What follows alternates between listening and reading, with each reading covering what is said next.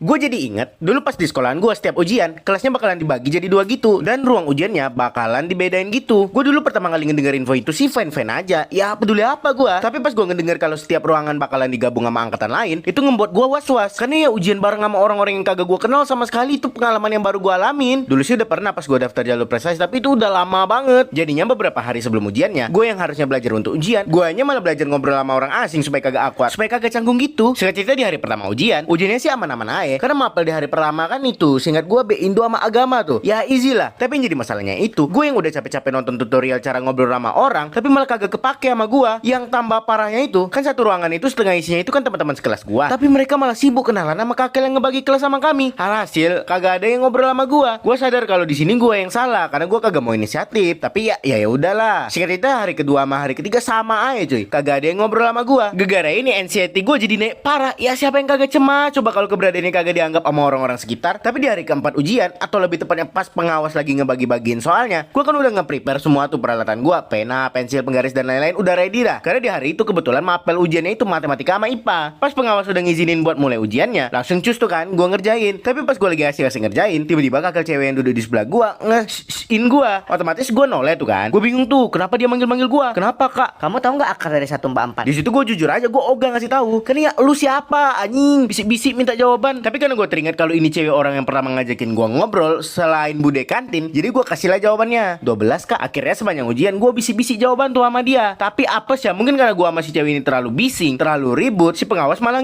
dan ngekoyak lempar jawaban gue. Gue di situ cuma menung doang karena ya yang nanya siapa, yang dikoyak siapa. Tapi karena gue ini orang yang culun banget, jadi gue kagak berani tuh buat protes ke pengawas, apalagi nyalahin si cewek. Jadinya sepanjang sisa waktu gue cuma diam doang di bangku gue. Syukurnya pas itu pihak sekolah kagak ngenelpon orang tua gue. Singkat itu sepulang sekolah, pas gue lagi nunggu jemputan dari ortu gue, tiba-tiba aja nih si cewek datang nyamperin gue. Dia tuh gue pengen banget tuh ngatain nih cewek, tapi karena gue tipe orang yang kagak enakan, jadi ya gue diam-diam aja sampai dia ngomong, Dek, maaf ya yang tadi gegara aku kamu malah gagal ujiannya. hah maaf? Lu pikir maaf bisa ngebalikin nilai gua? Gua awalnya pengen ngejawab gitu, tapi karena gua tipe orang yang kagak enakan, jadi gua jawab gini, gak apa-apa kok kak, emang aku yang salah juga tadi. Kelar gua ngomong gitu, gua langsung cabut karena ortu gua udah ngelakson-ngelakson. Singkat cerita keesokan harinya, gua kan datang agak pagi dari biasanya, karena gua kagak bisa tidur kemarin gara-gara kepikiran sama nilai gua. Apesnya, si cewek yang buat owner malah datang pagi juga. Gua jalan tuh kan ke bangku gua sambil ngehindari kotak mata gua sama dia.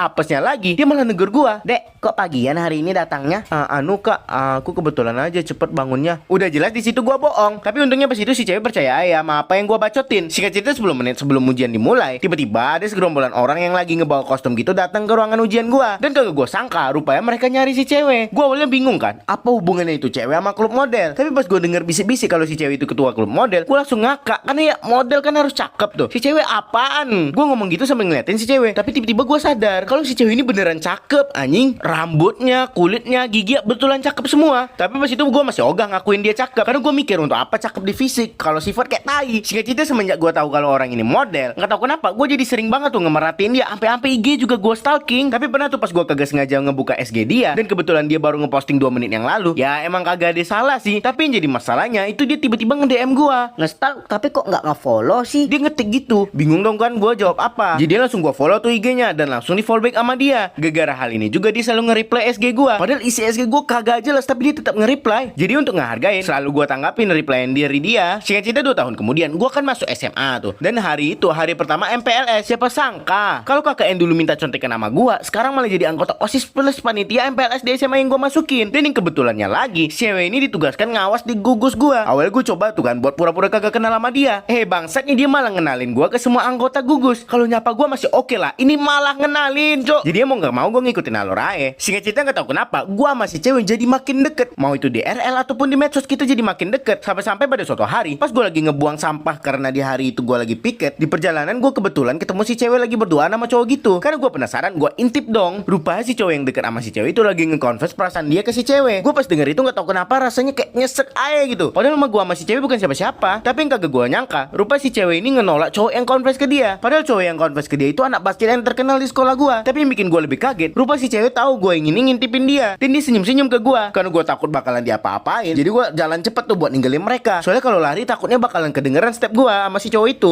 apesnya si cewek malah lari ke gua dan ngemegang tangan gua. Mau kemana sayang? Gua pas itu kayak, hah, maksud hal itu ngebuat cowok basket tadi ngeliatin gua sama si cewek lagi pegangan tangan. Gua awalnya bingung kan, di situasi ini gua harus ngapain. Tapi karena tiba-tiba gua keinget, jadi gua ngomong gini, "Kak, mending lepasin tangan aku." Hah, emangnya kenapa? Kamu malu kah? Aku habis ngebuang sampah, Kak."